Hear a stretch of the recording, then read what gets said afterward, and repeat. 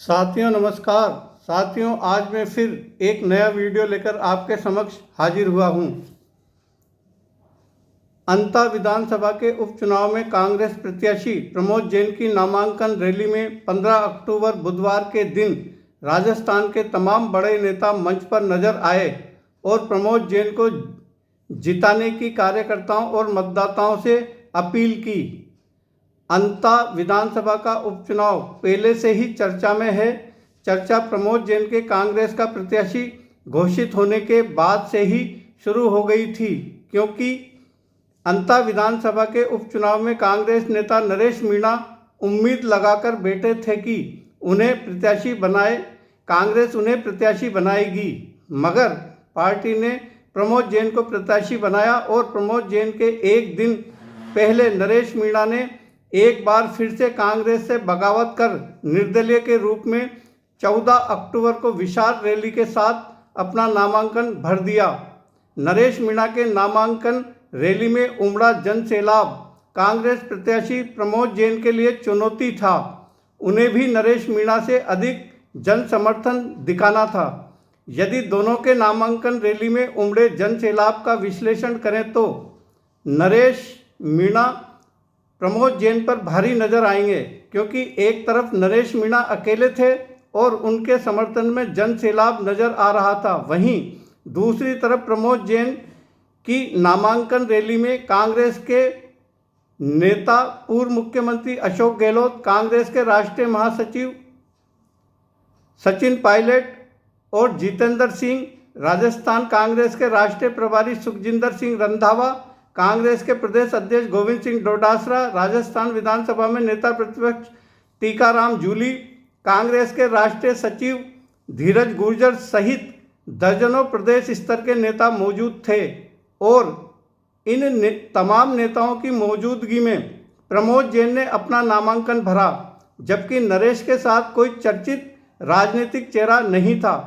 फिर भी जन सैलाब नरेश मीणा के साथ भी भारी नजर आया।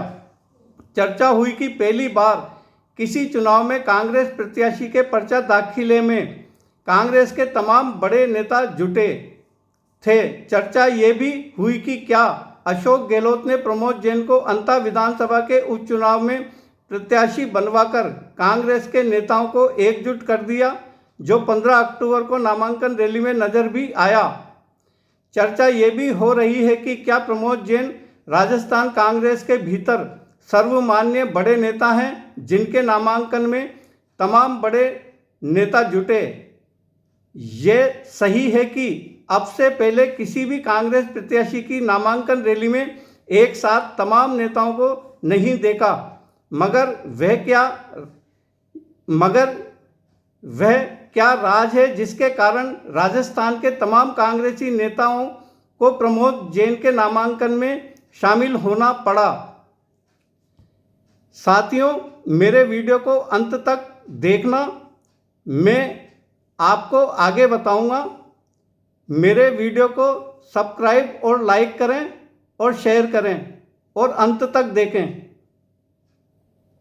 यूं ही नहीं, अशोक गहलोत को जादूगर कहा जाता है। अशोक गहलोत ने ऐसा जादू चलाया जिससे राजस्थान के तमाम बड़े नेता एक एक कर अशोक गहलोत के पिटारे में आते चले गए। अशोक गहलोत का जादू क्या था, मैं इस पर चर्चा कर अपने वीडियो में बता रहा हूं। बिहार में विधानसभा की घोषणा हो चुकी है और बिहार विधानसभा का चुनाव लंबे समय से राहुल गांधी की सक्रियता के कारण कांग्रेस के लिए महत्वपूर्ण हो गया है। कांग्रेस लंबे समय से केंद्र और कई राज्यों की सत्ता में नहीं है। कांग्रेस के पास आर्थिक संकट है और बिहार में दमदारी से चुनाव लड़ने के लिए आर्थिक रूप से मजबूती की जरूरत है।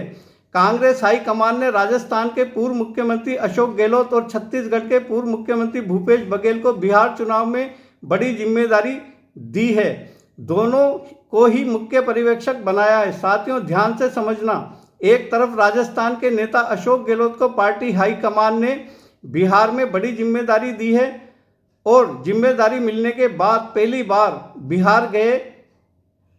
अशोक गहलोत बिहार गए। बिहार से लौटने के बाद तुरंत ही कांग्रेस के राष्ट्रीय संगठन महामंत्री केसी वेणुगोपाल ने अंता विधानसभा चुनाव के लिए कांग्रेस के प्रत्याशी की घोषणा कर दी और प्रमोद जैन प्रत्याशी बने। अब आपके जहन में सवाल उठ रहा होगा कि विधानसभा का उपचुनाव अंता में हो रहा है, जिक्र बिहार का कर रहे हैं। जिक्र बिहार का इसलिए हो रहा है क्योंकि बिहार चुनाव में अशोक गहलोत को बड़ी जिम्मेदारी दी है और इस जिम्मेदारी को अशोक गहलोत या हाईकमान समझ रहा है और उस जिम्मेदारी को निभाने के लिए ही अशोक गहलोत ने अंता विधानसभा के उपचुनाव में प्रमोद जैन को प्रत्याशी बनाने की कांग्रेस के राष्ट्रीय संगठन महामंत्री केसी वेणुगोपाल से घोषणा करवाई। ऐसा नहीं है कि सारे नेता प्रमोद जैन के पक्ष में थे। पक्ष में तो नेता नरेश मीणा के भी थे, मगर वह तमाम नेता अशोक गहलोत के एक जादू ने प्रमोद की छतरी के नीचे लाकर खड़ा कर दिया। क्योंकि राजस्थान में अशोक गहलोत के अलावा जो नेता मुख्यमंत्री पद का दावा करते हैं उन नेताओं में वैसी कुव्वत नहीं है जैसी अशोक गहलोत में है। और अशोक गहलोत को भरोसा प्रमोद भाया पर है कि वह संकट की घड़ी में कांग्रेस के लिए अपना सब कुछ न्योछावर कर सकते हैं। और यही वजह है कि बिहार चुनाव में जैसे ही गहलोत को पर्यवेक्षक लगाया उसके तुरंत बाद राजस्थान के अंता विधानसभा के उपचुनाव में अशोक गहलोत ने प्रमोद जैन के नाम की मोहर लगा दी।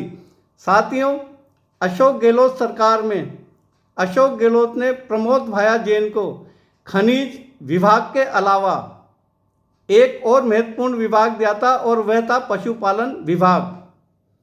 क्या प्रमोद जैन भाया अशोक गहलोत और कांग्रेस के लिए दूध देती गाय है?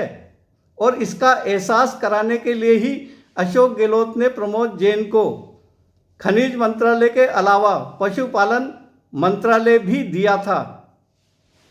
साथियों, आज इस वीडियो में इतना ही।